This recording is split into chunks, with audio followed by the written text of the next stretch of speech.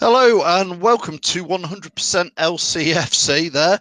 A bit of a new title sequence there coming in. We've got loads of people watching. Thank you everybody who's watching. Got a few people waiting to come in. Our special guest is Freddie from The Ugly Inside, who's going to be joining us very shortly to give us the opposition's view. We'll see how cheery Freddie is after Saints had a defeat to Claudio Ranieri at the weekend, so that'll be interesting to get him. I know Tom and Neil are also waiting to come in the wings, so I'll be getting those in. A few hellos. Don't forget, I can get everybody's comments on screen. Merck is watching from Holland. Hello to you, Merck, as well. Jason Clare's giving us a little wave. Hi, Jason. Thanks for watching again. Dan Hall. Thank you. Duncan Barsby, we've got nothing up top without Vardy. Yes, we will be talking about Jamie Vardy for sure. Graham Moley is watching. Chappers is watching.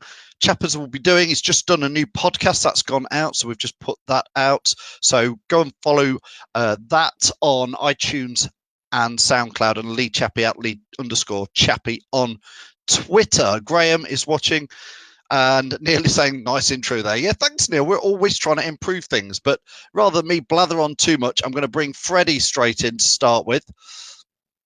Here he comes. So get your questions in to Freddie. Let me just sort out the graphics here. Freddie, how are you? Hello, mate. How are you? I'm good. You sound down in the dumps, Freddie. Reason to be, mate. I think it's fair to say we're pretty much up that proverbial creek, but almost without a paddle.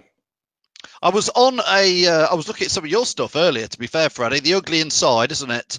On Twitter, YouTube, etc. A lot of Saints fans starting to question whether your manager is still the manager for you. And the feeling was, if he isn't, who on earth would you get in? What do you think, Freddie? This is the $1 million question, isn't it? It's a bit like what we were saying sort of over the weekend. You know, should we sack Mark Hughes? Who's going to come in? You know, it's like it was sort of, you know, the Prime Minister Brexit. If we get rid of Theresa May, who's going to come in? Who's going to replace her? But, you know, the writing has been on the wall. The signs have been there for a while for Mark Hughes. And last season, in fact, we sort of walked into kind of relegation. But this year we're head on, about to collide. And if we don't buck it up and if we don't change it anytime soon, then we are finishing bottom at Christmas. I'm going to always bring it back to Claude Puel while we've got him and you've not. Do you slightly regret getting rid of him yet, Freddie, or not? That's the same question we see, do you? Yeah. But, I mean, you've gone downhill since getting rid of him. I ask it, Freddie, because there's still quite a lot of Leicester fans would see Claude Puel gone.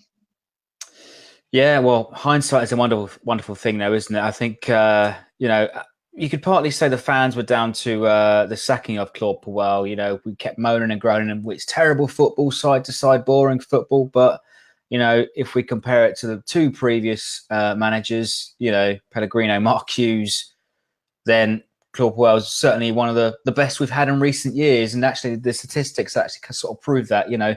And a lot of outsiders looking in say, you know, eighth in the league and cup final, you know, would snap your hand off every single day. But since then, you know, the appointments from our director of football, from Les Reed, the appointments and replacements haven't been adequate. You know, it's only so long we can get away with stripping our best assets from our club and inadequately replacing them with, you know, under par players. Freddie, I'm going to ask you this question, then I'm going to bring Tom and Neil in. It's a question from Dan Hall. He says, Freddie, are you expecting Saints to field a strong side for tomorrow, or is it a case of Premiership survival now is the primary objective? Well, if the last round is anything to go by at Everton, it was a fairly strong squad. I think we'll see maybe some of the players that were on the bench against Fulham at the weekend, maybe in the first team tomorrow night. But I think he'll go moderately strong. But, you know, I think the case is also we've got to keep our eyes on the Premier League, keep our eyes on the prize. For me, you know, I'll quite happy sack off this game because who's waiting next in the quarterfinals? Manchester City. Well, that's interesting. I'm going to bring Tom in now as well. Tom's a Leicester fan, Freddie. Hopefully, Tom, can you hear us, Tom? Evening, Phil. Evening, Freddie.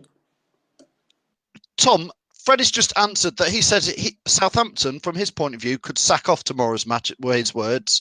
Man City in the next round, they've got to concentrate on the league. What do you think about Leicester, Tom, for tomorrow's match? Do you think we'll field a strong team? I do. I think we've got to go for it. I think we've got a lot to aim for this season. At the end of the day, if we win the cup, we get into Europe. It's a route into Europe, what the fans want.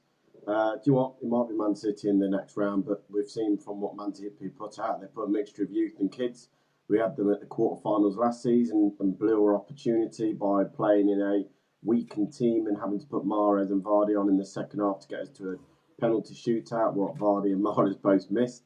So we know we've got an opportunity against Man City if we can get past Southampton to get to a semi-final.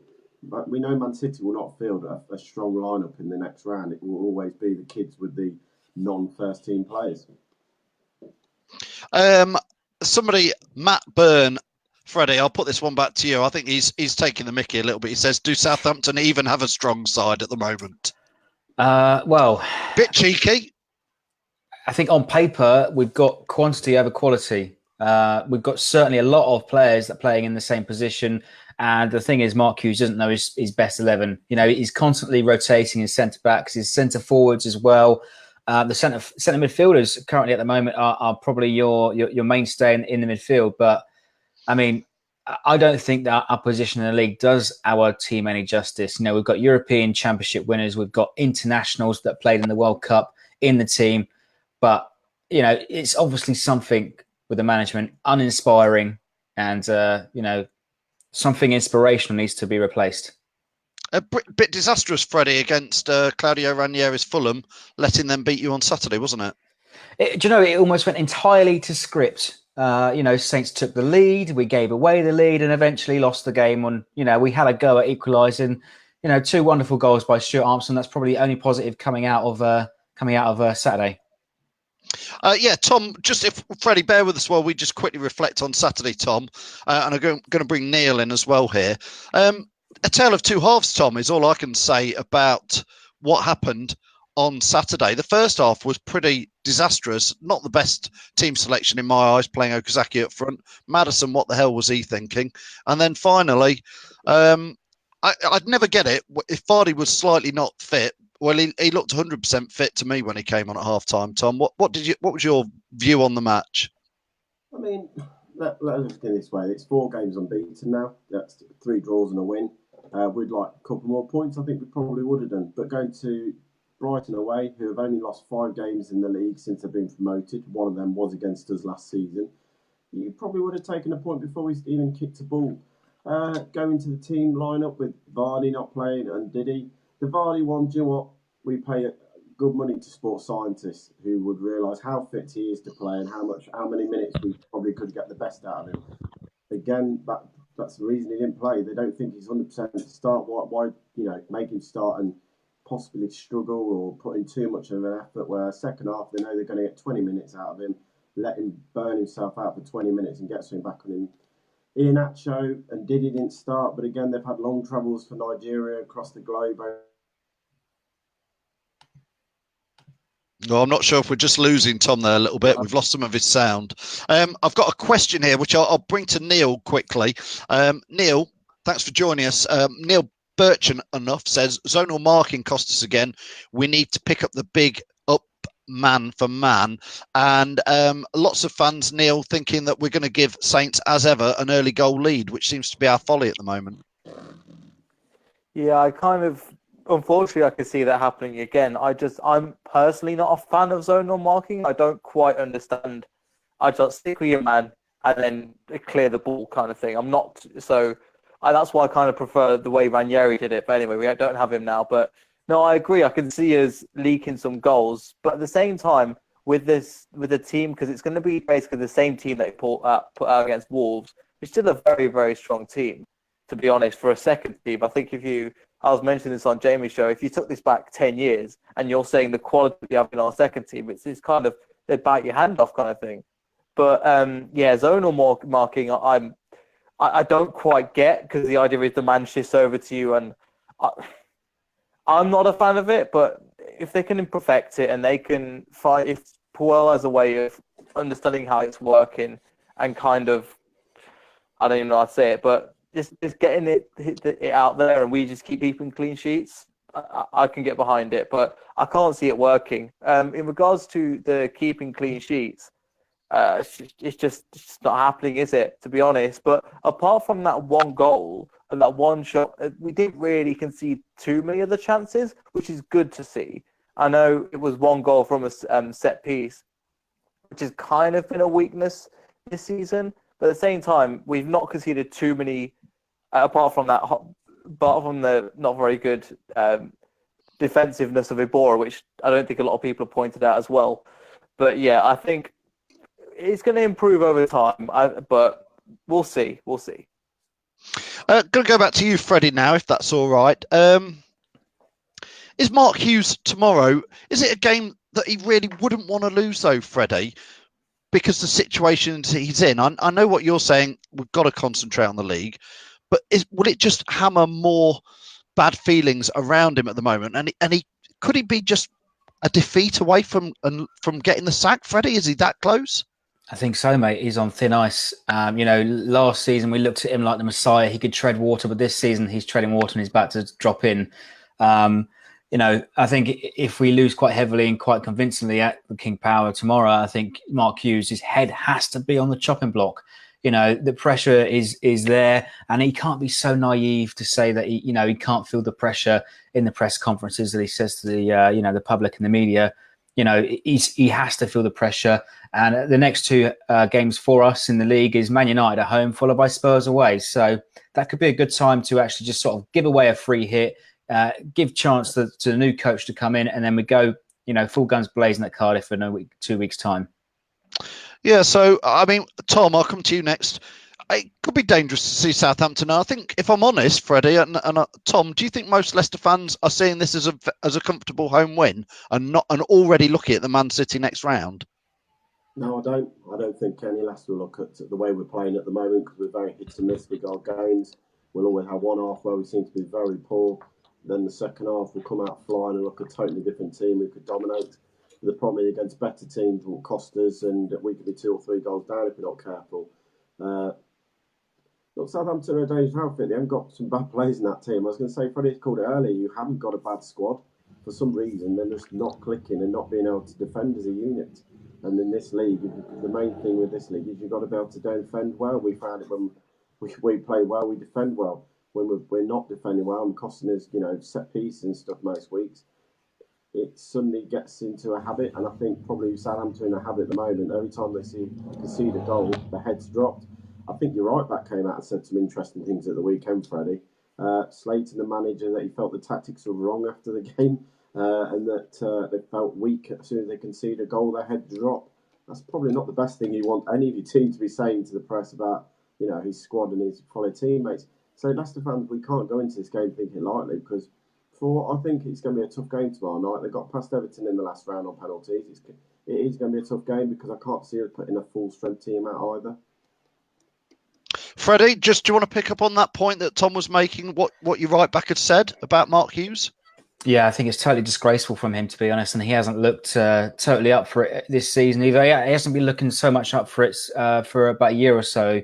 I think he was riding off the wave of his success in the summer of winning the championship with Portugal, and I think his head was slightly turned. He didn't quite get his moves, and I think he's just going through the motions at the moment. Cedric, he's also been at fault for quite a few of the goals recently, and it always seems like he's marking the big man, the target man on the far post. He's too easily beaten, too weak, and he hasn't shown too much desire in the last few weeks to even sort of play for the shirt.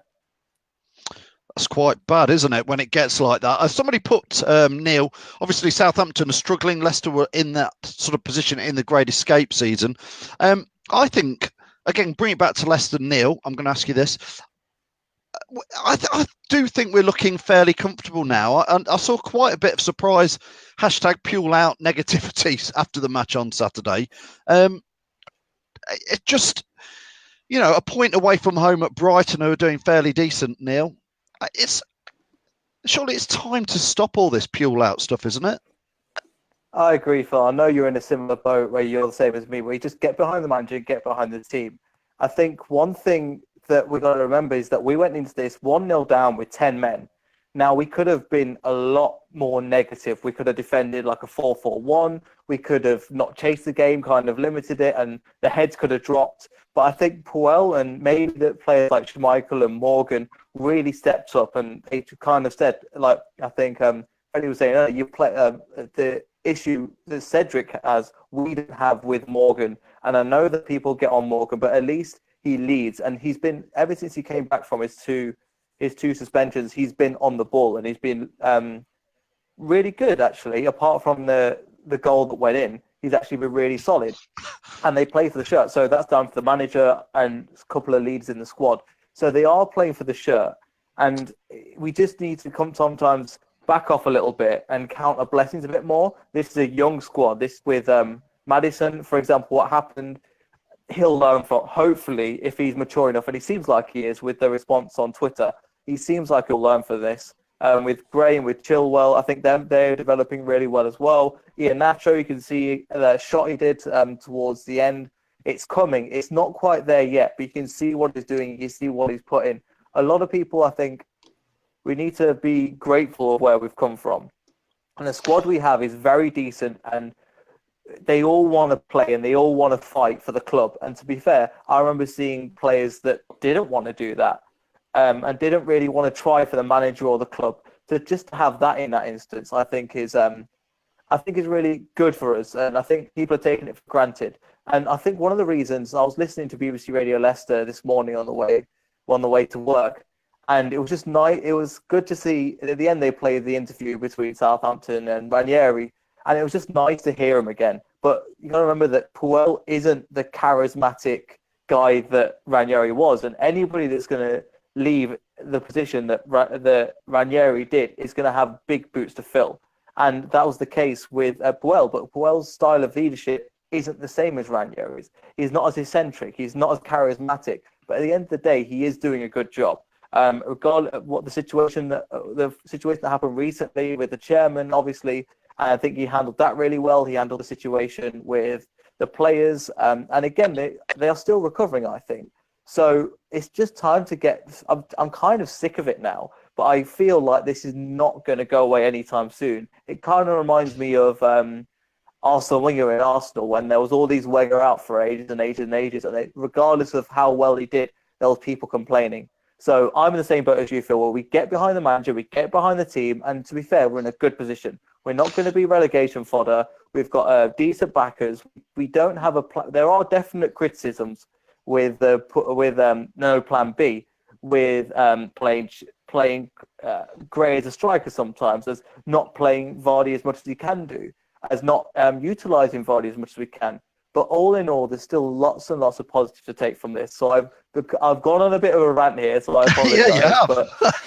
but I think it's valid at the same time, where we just need to look at where we were when we were 5 years ago. We were championship crap, essentially. Not championship, just generic championship team. And we just need to remember where we came from in that aspect and get behind the team instead of complaining over the little things. When in the grand scheme of things, we won't remember in 10, 15 years' time. Have you calmed down now, Neil? A little bit. I did get a bit carried away there. I apologise. But It's all right. It's football, isn't it? It gets under your skin sometimes. Of course it is. Crikey, I can see Fred is upset on one side. Neil's ranting up on the other side. Anyway, I'm going to just read out a few comments because I've been not been able to get many up on screen. Simon, a few making me laugh. Simon Marlowe says, "Can't believe the Brexit shambles." #Puel out, as in it's all Puel's fault. Imtiaz is saying, if comfortable is what you want, then be satisfied with mediocre, which I will sling that one over to Tom in a minute, because again, my comment back to that is, I've seen in my 45 years of watching Leicester, or whatever it is, 42 years, I've probably seen 37 years of mediocre or worse. So I'm 10th in the league, Imtiaz. I'll still take as one of the better seasons in my 40 odd years of watching. So, yes, in the last 4 years, it's not one of the best, but it's not bad. And we're only 12, 13 games into it. Martin just made me laugh because he says, I've been waiting for Puel to go since I nodded off at the Stoke game last season. It can be boring, Tom. And Jason Mills put in there, I can't see it. Jason Mills says, where did I think that Brighton were fairly decent and that we were only any good for the last 20 minutes? I thought the second half, Tom, we came out and we're a completely different team. And I thought we had a great last 40, 45 minutes. And Vardy changed the game. Nacho changed the game a bit. You know, Maddison was just a silly boy. Going back, oh, mate, well, where to start after Neil's rant? Yeah. I mean, if we go back to Interaz's point about, satisfied and just being a mediocre team in the Premier League, yeah, I'll take that every day. The Premiership football where we want to be and somewhere fighting between 10th and 8th, what we've done every season. You take it because from watching Leicester to losing Martin O'Neill to then going on such a poor effort with managers, relegated to the Championship, promoted back to the Premier League, and then the dire relegation to League One over that period of time, to promotion to Premiership winners in European football. It's been an amazing ride over the last 15, 20 years of watching Leicester for me. But to say what we should be achieving more than where we are at the moment, I don't think we are. We're in a change of team. There's a lot of players moving on from that Championship winning team when we won the league now. I think at the weekend only two, three players started who had actually won the league with us. So we're in a period of change and it's going to take time. I think we've got the right man at the helm. I've never not backed Pugh since he came in. Even the 5-0 defeat at Palace, I still back Pugh because I feel he was trying to progress with younger players into the squad. And Freddie knows he likes his young talent. And it's going to take time, but look at the table at the moment. If we win on Saturday, we go above Watford into 7th place. 7th place. What more? I don't see where the fans wanted to go. We haven't got the budget of Man City, Arsenal, Liverpool, Tottenham. You look at Everton, who spent millions, hundreds of millions at them, in the summer. 50 million on Sigurdsson. We can't compete at that level at the moment because the owners are very clever and not reckless to chuck money down the pan and on just one player. Going to the game of the weekend. Look, it's the second time this season we've had a player sent off for simulation. And Diddy sent off after he was booked and then died in the penalty area. So it has happened twice. Hopefully Pure now will put a stop to it. Fair play, Maddison. Come out of the weekend and apologise for his antics. But for me, it wasn't good enough in the first place. You've been booked a minute and a half before do you know what? Fair play. You took one for the team because they were breaking with knockouts. But to then go in the box, and I don't care if you think there's contact or not, I don't want to see diving in my team. I think it was a appalling decision from Maddison. I think it's a moment of madness. He doesn't need to do it. In theory, he probably got better feet than Duncan. He's probably going to get around him. The second half, first half performance, what could we say? It was a very dull, one shot on target in the last minute of game. The second half, do you know what? We were the better team with 10 men. And I think even Chris Houston turned around and said it after the game. We were the better team with 10 men. We made things look like happening. Vardy changed the game once again, came on, looked back to the old Vardy, was, scaring defenders by running in behind, something we haven't seen enough this season. Ian Nacho came on, had a shot dragged wide. Look, we could have won the game in theory in the last 5 minutes, but do you know what? To go there and take a point, I don't see a bad point. The big test now is Watford at the weekend after the Southampton game, and if we get 3 points against them, we're 7th in the league, possible quarter-final of the Cup. I don't get what the fans want more than that. Freddie, let's bring it back to you. Thanks for joining us, Freddie. Just get ready to give us a plug on the Ugly Inside and all your online stuff, so any Saints fans who are watching can make sure they see it. But Freddie, what do you think to Leicester fans still grumbling about Puel? Is it be careful what you wish for? Yeah, 100%. I think also, I think much like our fan base, I saw a comment just come up a couple of minutes ago. Fans are quick to change their opinion on one manager. This manager out, and they're not happy until you win the league. I think teams like us look back at 3 seasons ago, 4 seasons ago, and think, look how good we were. Look how good we are. That's proper football. And ever since then, that expectation has been set far too high, especially for us if we relate back to our good season under Ronald Koeman, the same year that you guys won the Prem. And I think that's the expectations of the fan base at the moment. Perhaps our expectations are set too high. And I think it also comes down to the management or the board living by the sword and dying by the sword. You know, it's plastered all around the training camp, all over social media, all across marketing materials. You know, the Southampton way, playing through youngsters, you know, et cetera, et cetera. And we've not seen any of that. We've got no identity and no belief of that at the moment. Yeah, I've got one comment here from Anthony Lowe. Anthony saying, I haven't seen one pull out comment since the horrific crash. So why are we stirring this? Tom, Neil, have you seen any comments since Saturday about people not being happy about Puel? Yes, thank you. I just, you know, I'm not being funny, Anthony, but I don't want.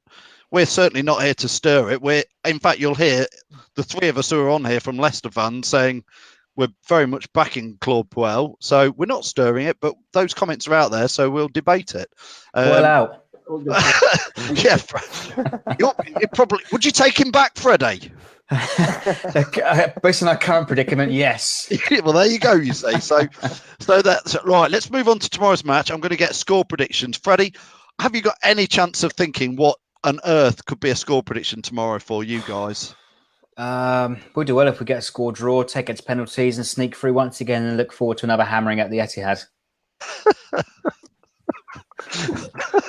I think we can safely say Freddie is the bringer of doom and gloom tonight, but he's hoping for penalties, score draw on penalties. Let's take it over to you, Tom. What do you fancy for tomorrow night? Score prediction. Just quickly going back to that comment from Anthony, at the end of the day, we give everyone their views on 100% LCFC. It's not all about us and what we say. To say that there's not been one Puel out, that's not right at all. We've seen plenty of the Puel out through Facebook channels, through 100% channels. So everyone gets their view.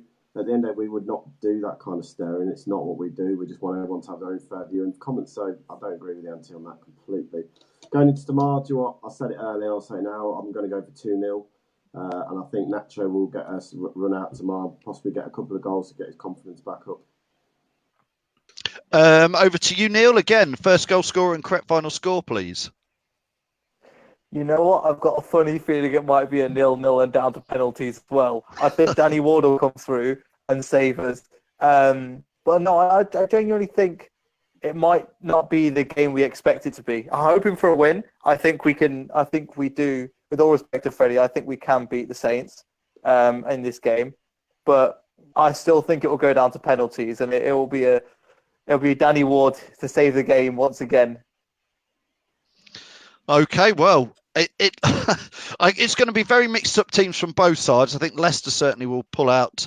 I think, like you say, Danny Ward will start in there.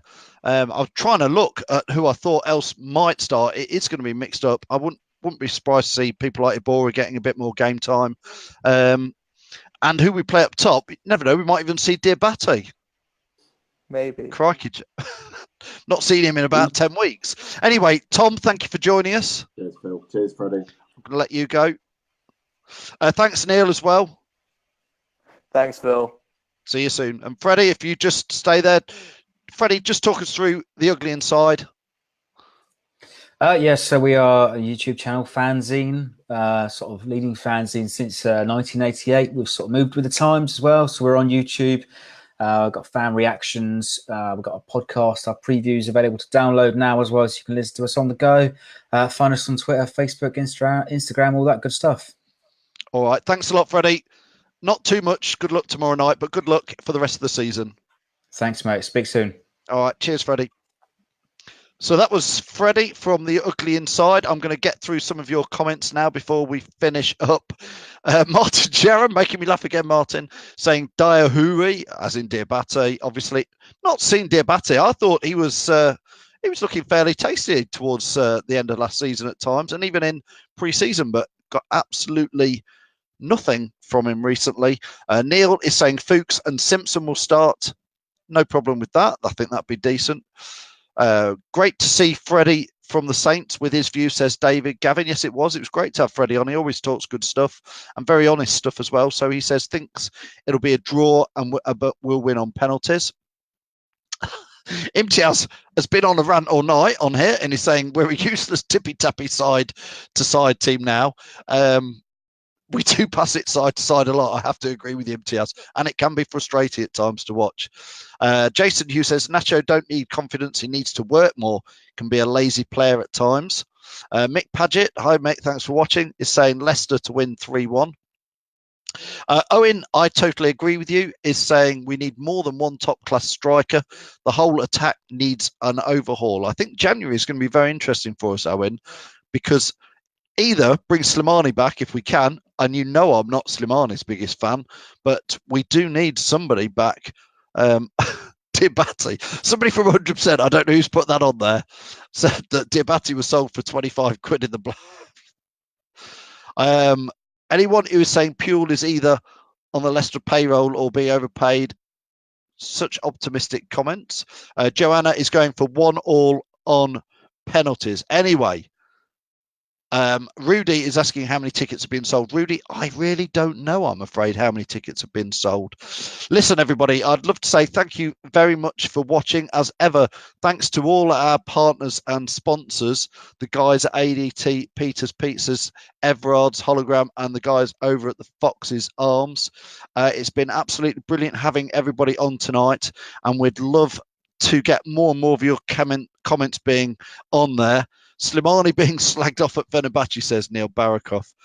And Sue Brooks is saying there's still plenty of tickets left, but 20,000 have been sold. Thanks for the update, guys. It's brilliant. Anyway, what I'd like to say to you two, thank you everybody who's been watching, and thank you for keeping it 100% LCFC.